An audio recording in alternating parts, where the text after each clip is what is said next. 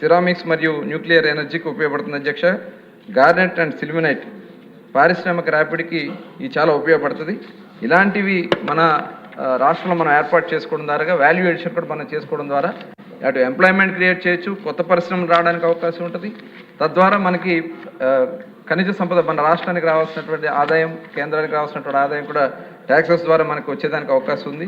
దీని మీద ప్రధానంగా దృష్టి పెట్టడం కూడా జరిగింది అధ్యక్ష.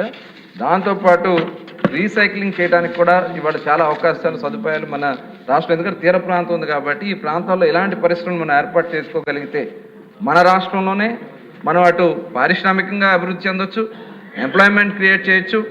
ఏదైతే బయట ప్రాంతాలకు వెళ్ళి అక్కడ వాళ్ళు చేసుకునే బదులు అవన్నీ కూడా ఇక్కడ ఏర్పాటు చేయడానికి ముఖ్యమంత్రి గారు కూడా మరి దీని మీద ఒక ప్రోగ్రాం కూడా మేము తీసుకున్నాం అధ్యక్ష. రేపు 25వ తారీఖు కూడా దీని మీద ఒక సెమినార్ కూడా కండక్ట్ చేస్తున్నాం అధ్యక్ష. తద్వారా ఎందుకంటే చాలా అరుదైనటువంటి ఖనిజ సంపద మన ఆంధ్ర రాష్ట్రంలో ఉంది. దీనికి మన రాష్ట్రానికి ఉపయోగపడాలి, ప్రజలకు ఉపయోగపడే విధంగా ప్రభుత్వం పనిచేస్తుంది అధ్యక్ష.